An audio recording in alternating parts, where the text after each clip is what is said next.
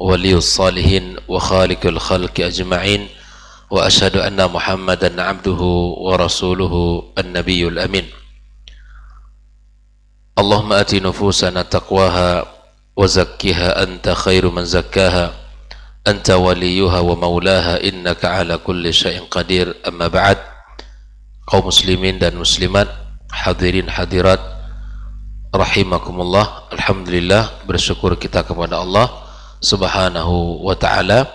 Pagi ini kembali kita dipertemukannya dalam kebaikan di rumah Allah Subhanahu wa ta'ala yang mulia ini, di tempat yang paling terbaik yang ada di muka bumi. Mudah-mudahan salat yang kita lakukan dan zikir-zikir yang kita baca dan doa yang kita panjatkan serta ilmu yang kita pelajari dan kita tuntut menjadi cahaya dan penerang dalam hidup kita, dan semuanya menjadi amal yang diterima di sisinya. Kemudian ucapan salawat dan salam tak lupa dan tak bosan kita sampaikan kepada junjungan alam Nabi besar Muhammad sallallahu alaihi wasallam.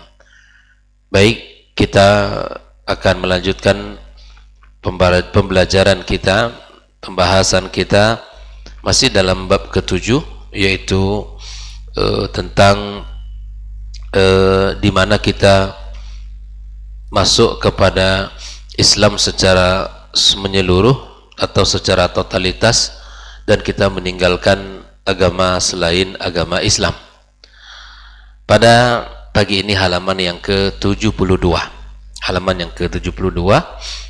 sebuah hadis yang dinukilkan oleh sahib al-matan Syekh Muhammad bin Abdul Wahab pada pembahasan yang mana kita masuk dalam Islam secara totalitas. Di antaranya hadis yang diriwayatkan oleh Abdullah ibn Amr radhiyallahu ta'ala anhuma, qala, dia berkata, qala Rasulullah sallallahu alaihi wasallam, Nabi bersabda, la ya'tiyanna ala ummati ma ata ala bani Israel, akan datang pada umatku seperti mana telah datang kepada Bani Israel. Artinya Nabi mengatakan akan terjadi pada umatnya sebagaimana apa yang telah terjadi pada bangsa Bani Israel. Hadzwan na'li bin na'li, sejajar antara sendal dengan sendal. Artinya mirip sekali, sejajar sendal dengan sendal. Kita pernah lihat ya, sendal kalau ditaruh ya, yang sebelah kanan sebelah kiri disusun ya, sama panjang, sama rata. Hadzwan na'li bin na'li. Beginilah Nabi menggambarkan keadaan orang-orang yang mana antara Yahudi dan umat ini. Hatta in kana minhum, sampai jika ada di antara mereka dari Bani Israel, man ata ummahu alaniyatan, yang mendatangi ibunya secara terang-terang. Waliyatubillah. Hatta, sampai jika ada dari kaum Bani Israel itu menzinahi ibunya secara terang-terang, kana fi ummati man yasna'u dzalika, maka akan ada pula dari umat ini yang melakukan seperti yang dilakukan oleh Bani Israel. Ini ngeri apa tidak hadis ini? Ini luar biasa bagaimana Nabi menggambarkan ya kondisi di akhir zaman seperti ini. Wa inna Bani Israel tafarraqat ala 72 millah, dan sesungguhnya Bani Israel terpecah belah kepada 72 golongan ya. Wa tamamul hadis qauluhu, dan kesempurnanya hadis ini adalah ucapan Nabi, wa taftariku hazhil ummatu ala 73 millah, maka umat ini akan berpecah menjadi 73 golongan. Yahudi berapa tadi? 72. Umat ini 73. Kulluhum finnar, semuanya di dalam neraka. Dari yang 73 itu illa millatan wahidah, hanya satu golongan yang tidak, satu golongan. Qalu, para sahabat bertanya, wa man hiya ya Rasulullah, siapa yang selamat itu hai Rasul? Qal ma ana alaihi wa ashabi, apa yang saya lakukan dan apa yang dilakukan oleh sahabatku. Artinya keselamatan itu ada pada apa yang dikerjakan Rasulullah, yang diyakini Rasulullah, dan dikerjakan dan diyakini oleh sahabatnya Nabi SAW. Hadis rawahu Tirmidzi. Ya, ya khafillah rahimakumullah. Lalu kemudian Syekh Shalih Fauzan menjelaskan makna hadis ini. Hadza tahdzirun min hadzal ladzi sayaqa fi akhir zaman. Ini adalah sebuah peringatan, tahzir. Dari apa? Dari yang akan terjadi di akhir zaman dari umat ini. Ini adalah perkataan Rasul. Tahdzirun lil ummah, peringatan bagi umat ini. Wa hadza kadzalika min hirsihi sallallahu alaihi wasallam ala ummatihi. Di samping ini sebuah peringatan bagi umat, dan ini juga bentuk perhatian Rasul kepada umat ini. Wa syafaqatihi alaihim annahu akhbarahum amma sayahsul, dan ini juga merupakan bentuk kasih sayang atas umat ini, di mana Nabi mengabari mereka apa yang akan terjadi. Wa bayyana lahum kaifan najah minhu, dan Nabi juga menjelaskan bagaimana cara selamat dari fitnah ini. Bayangkan kita ini umat muslimin, mereka orang Yahudi. Antara umat Islam dengan mereka itu, kata Nabi, hadzwan na'li bin na'l, tidak ada bedanya, sejajar. Nah, Nabi SAW mengumpamakan, menyebutkan betapa buruknya kondisi ini, dan Nabi memberikan solusi kalau ingin selamat dari kondisi yang seperti ini. Fabanu Israel tafarraqu wa ikhtalafu, Bani Israel terpecah belah. Allah katakan, wala takunu kalladzina tafarraqu wa ikhtalafu min ba'di ma ja'ahumul bayyinat. Jangan kalian menjadi orang-orang seperti orang-orang yang berpecah belah setelah datang kepada mereka itu al-bayyinat. Mereka, orang Yahudi, datang kepada mereka petunjuk, tapi mereka tetap berpecah belah. Umat ini diingatkan oleh Rasulullah, jangan sampai seperti mereka. Setelah datang kepada kita al-bayyinat, maka jangan kita berpecah belah. Wa hadza fi Bani Israel, ikhwah, dan ini kondisi bangsa Bani Israel. Fama dama anna hadza hadathun fi Bani Israel, atau fama dama hadza hadatha fi Bani Israel, selama ini terjadi di bangsa Bani Israel, fasayahdusu fi hadhil ummah, dan akan terjadi pula di umat ini, di tubuh umat ini. Indaman yuqalliduhum, pada siapa yang mengikuti mereka. Wa qad hadath fi'lan, telah terjadi seperti ini. Bukankah telah terjadi perpecahan? Umat ini mengikuti gaya mereka. Apa kata mereka di dalam segala bentuk diikuti. Bahkan umat ini semakin hilang rasa izzahnya terhadap Islam. Bangga mengikuti mereka. Walan tarda ankal yahudu walan nasara hatta tattabi'a millatahum, takkan pernah ridha mereka dengan umat ini. Maka ikhwah fillah rahimakumullah, lakin inda huduthihi yajib 'alal muslim ay la yata'assab. Kalau terjadi perpecahan, tidak boleh kita menjadi orang yang paling fanatik.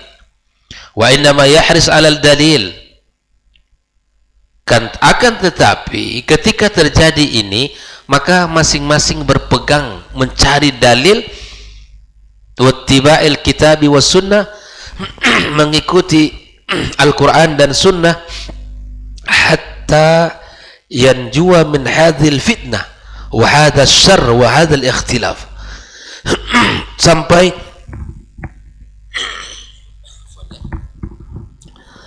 kita selamat ya dari fitnah ini dan dari kejahatan ini dan dari perpecahan ini, perselisihan ini. Jadi kalau ada orang ingin bersatu tetapi tidak kepada Al-Quran dan Sunnah, mungkinkah itu terjadi? Tak mungkin. Kalaupun bersatu hanya itu terjadi pada apa? Pada maslahat. Selesai maslahatnya, jazakallah khair. Selesai maslahatnya, selesai sudah persatuannya. Tetapi kalau diikat persatuan itu di atas agama Al-Quran dan Sunnah Nabi SAW, insya Allah bersatu sampai ke akhirat. Walaupun berbeda bangsa, berbeda warna kulit, berbeda tempat tinggal, berbeda suku, berbeda profesi, tidak masalah. Tapi kalau sandarannya adalah kitabullah dan sunnah Nabi, insya Allah bisa bersatu. Tapi kalau maslahat, hilang maslahat, hilang persatuan. Maka kalau ingin bersatu di atas jalan kebaikan yang kokoh sampai hari kiamat kelak, maka bersatulah di atas agama yang mulia ini dan di atas dua sumber yang telah disebutkan tadi. Fahadha khabar ma'nahu tahzir. Ingat, berita yang disampaikan Nabi dalam hadis ini kan berita. Ini adalah peringatan agar kita berhati-hati, agar kita masing-masing bisa menjaga diri, agar kita masing-masing kokoh di atas syariat dan sunnah Nabi, agar masing-masing kita semangat untuk mengilmui diri. Karena tanpa ilmu kita akan mengikuti gaya mereka. Kata mereka, biarkan mereka muslim tapi tidak berada di atas syariat Islam. Sering dibahasakan dengan Islam KTP, Islam yang nama saja, lengket tapi tidak ada yang namanya nilai-nilai Islam itu pada dirinya. Ikhwafillah rahimakumullah, wa huwa min mu'jizati sallallahu alaihi wasallam, dan ini juga merupakan mukjizat Nabi. Akhbar annahu sayujad man yatashabbah bil yahudi wan nasara, akan ada orang-orang yang menyerupai, mirip dengan Yahudi dan Nasara, hatta fi atfahil asya au aqbaiha wa asna'iha, sampai pada perkara yang paling sepele. Bayangkan ya, jangan antum kira meniru orang Yahudi pada perkara-perkara yang besar, tapi sampai pada perkara yang paling ringan, paling sepele itu akan diikuti oleh umat ini. Bayangkan. Jikalau hari ini banyak perilakunya seperti perilaku umat lain, itu tak heran, karena telah digambarkan Nabi cara kita selamat agar kita menjadi orang yang ya mendapatkan kebaikan, kembali kepada Al-Quran dan Sunnah. Ya. Hatta law kana fil yahudi wan nasara may ya'ti ummah, sampai kalau ada di antara orang-orang Nasrani dan Yahudi mendatangi ibu kandungnya, yakni yujami'a ummah, la wujida fi hazil ummah may yaf'al zalik, maka sungguh akan ada dari umat Islam yang melakukan seperti yang mereka lakukan. Bayangkan tuh, kondisinya sangat menakutkan. Ikhwafillah, kenapa bisa dilakukan oleh umat Islam seperti mereka lakukan? Taqlidan lahum, sampai sejauh itu umat ini mengikuti gaya mereka. Li'annahu ya'tabir ma hum alaihi wal kamal walau kana aqbal asya' wa asna'iha fazina umuman fahisha wa sa'asabila. Kenapa itu dilakukan taqlidan lahum, mengikuti mereka? Li'annahu yu'tabar, mereka menganggap ma hum alaihi, apa yang ada sama mereka, wal kamal. Kalau bahasa kita hari ini, seringkali mata kita silau kepada apa yang mereka lakukan, dianggap itu lebih sempurna. Walau kana aqbahul asya', atau mesti apa yang mereka lakukan itu, walaupun apa yang mereka lakukan itu adalah seburuk-buruk perkara, tapi orang mengatakan sebaik-baik perkara. Dibalik orang menganggap itu yang sempurna. Kalau tidak ke Eropa belajar tidak keren, gitu kan? Belajar kalau tidak ke sana meniru gaya hidup tidak hebat. Izzah kita ini tidak ada. Umar telah mengatakan, nahnu qaumun a'azzanallahu bil Islam, kita kaum yang telah Allah muliakan dengan Islam. Apalagi famahma btaghaina fi ghairihi la adzanallahu, adzanallah, kalau kita mencari kemuliaan selain Islam, Allah akan hinakan kita. Allah telah pilihkan Islam untuk kita, kenapa kita cari gaya mereka? gaya hidup, gaya bicara, gaya berpakaian, gaya makan, gaya berumah tangga, gaya mencari rezeki, gak semuanya. Semua kita ikuti. Sampai pada perkara yang paling buruk yaitu zina, maka diikuti oleh sebagian umat ini gaya mereka itu. Wazina bil ummi akbah anwa'iz zina. Zina dengan orang tua itu seburuk-buruk jenis zina. Walau fa'alahul kuffar sara inda ba'din mustahsinan. Walaupun itu dilakukan oleh orang kafir. Antum melihat ya, hari ini suami istri menceritakan ya, mantan dengan mantan menceritakan terjadi ya perselisihan, terjadi cara pandang setelah mereka cerai. Oh, dibongkar semua gaya hidupnya dan bahkan seperti mana dia melakukan hubungan suami istri diceritakan, dipublish sama orang. Yang ini menggugat ini, yang ini menceritakan ini, yang ini ya melakukan asusila kepada anak kandungnya, ini kepada anak tirinya, ini kepada muridnya, bahkan murid kepada gurunya. Waliyadzubillah. Ini gaya dari mana ya ikhwafillah? Dari mana semua ini bersumber? Kalau bukan karena lemahnya kita berpegang teguh terhadap Al-Quran dan Sunnah, tak akan terjadi.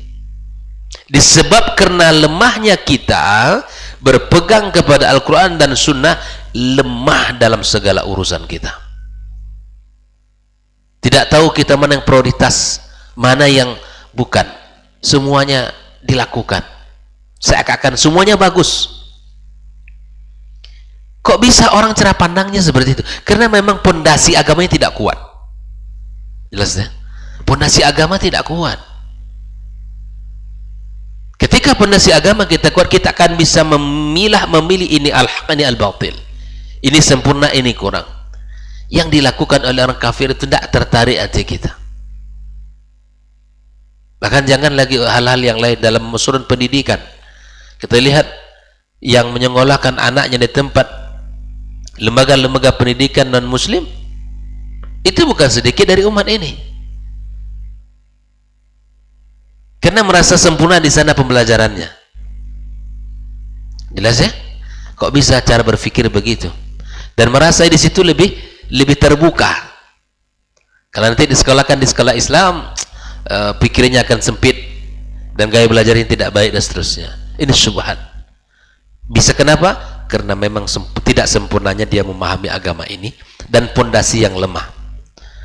Maka wafil hadithi al-akhar, Nabi mengatakan dalam hadis yang lain, hatta law dakhalu juhra dhabbin la dakhaltumuh. Sampai kalau orang Yahudi itu masuk ke lubang biawak, kalian akan masuk ke dalamnya. Kalian akan mengikuti gayanya.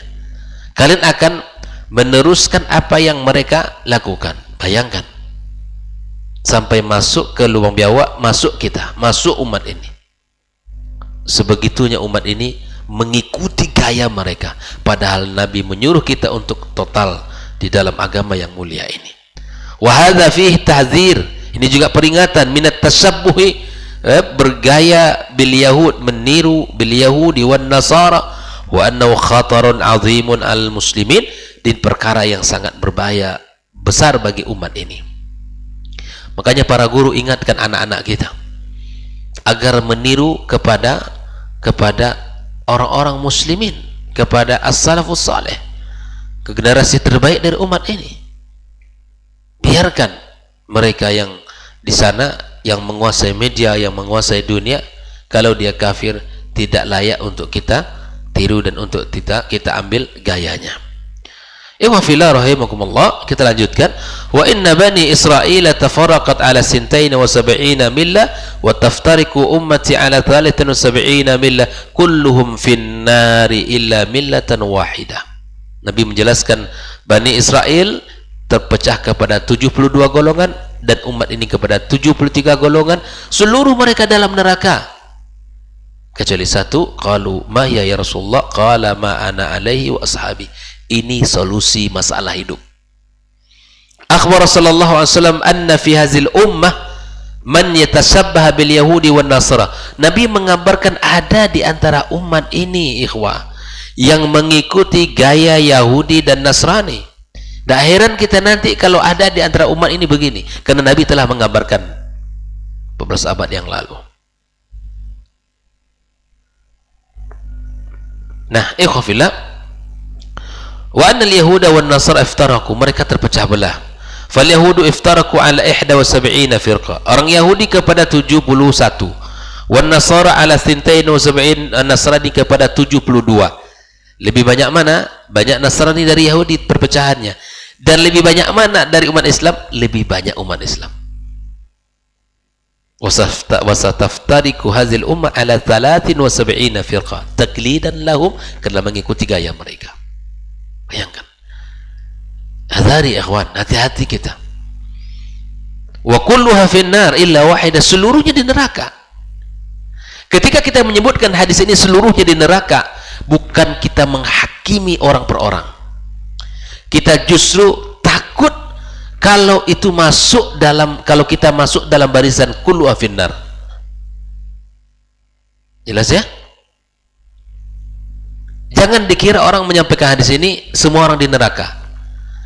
Ini mah tidak paham dengan bahasa namanya, atau menuduh orang tidak bisa memahami nas. Nabi jelas mengatakan kulluha finnar illa wahida, seluruhnya di neraka kecuali satu. Seharusnya ketika kita mendengarkan seluruhnya di neraka ke satu, takut kita kepada Allah, lalu bertanya bagaimana supaya tidak masuk. Solusinya sudah ada. Ma'ana alaihi wa ashabi wa hiya allati baqiyat ala ma kana alaihi Rasul sallallahu alaihi wasallam wa ashabu, apa yang telah dilakukan oleh Rasul dan para sahabat.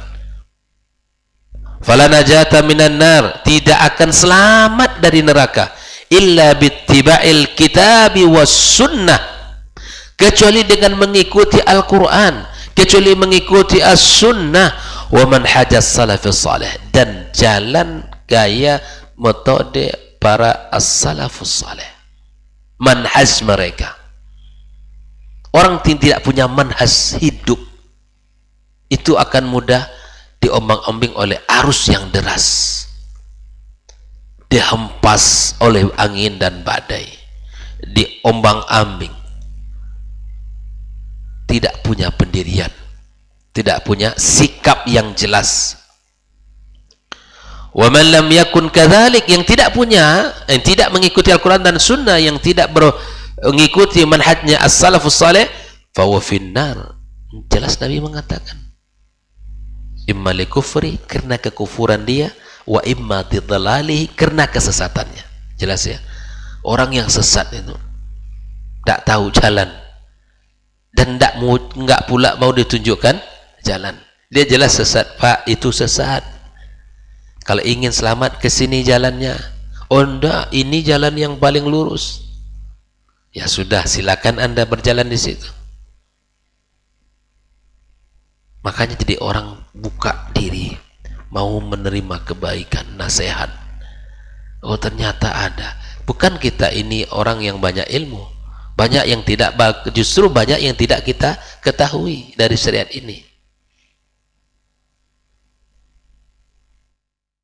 Falaisat kullul firaqi kafirah, dan tidaklah setiap firaq itu kafir, ba'duha kafir wa ba'da dunal kufur, lakinna kulluha mutawa'idah binnar, semua dari setiap kelompok itu terancam neraka, likufriya, karena kekufurannya, au lidhalaliha, karena kesesatannya. Jelas ikhwah? Umat ini akan mengikuti gaya hidupnya Yahudi dan Nasrani, hadzwan na'li bin na'li, ya, sejajar sendal dengan sendal, mengikuti gaya hidup mereka sampai biawak masuk ke lubangnya, kita pun ikut memasuki lubangnya. Waliyadzubillah. Sampai kalau ada di antara umat itu yang menzinahi ibu kandungnya, ada di antara umat ini yang menzinahi ibu kandungnya. Gara-gara apa? Taqlidan lahu, mengikuti gaya mereka. Jelas ya? Jadi hati-hati kita di dalam menjalani kehidupan khusus beragama, karena di sini pentingnya kita belajar akidah, belajar manhaj, karena kita akan membawa keyakinan kita ini, manhaj kita ini kepada surga Allah Subhanahu wa taala. Jangan ada di antara kita ini yang sepele masalah akidah, karena itu yang akan menentukan keselamatan dunia akhirat kita. Akidah kunci keselamatan, akidah kunci kebahagiaan, akidah adalah jaminan bagi kita untuk mendapatkan ampunan dan rahmat Allah Subhanahu wa taala. Makanya pondasi akidah ini tak boleh lemah. Pemahaman kita tidak boleh salah. Ambil ilmu tentang apa yang telah disampaikan oleh Allah dan Rasulnya dan dipahami oleh para as-salafus salih. Inilah yang mesti kita kerjakan. Alhamdulillah rahimakumullah. Mudah-mudahan kita termasuk orang-orang yang tidak seperti sejajar sendal dengan sendal dalam urusan mengikuti orang Yahudi dan Nasrani, tapi kita berbeda dalam gaya hidup, gaya berumah tangga, gaya makan, gaya berpakaian, gaya apa saja. Bahkan dalam urusan politik, dalam urusan ekonomi, dalam urusan apa saja, kita sangat jauh berbeda dari mereka. Jelas ya? Kita tidak sama dengan mereka, kita berbeda dengan gaya mereka. Maka itu ikhwafillah, teruslah belajar dan teruslah menuntut ilmu.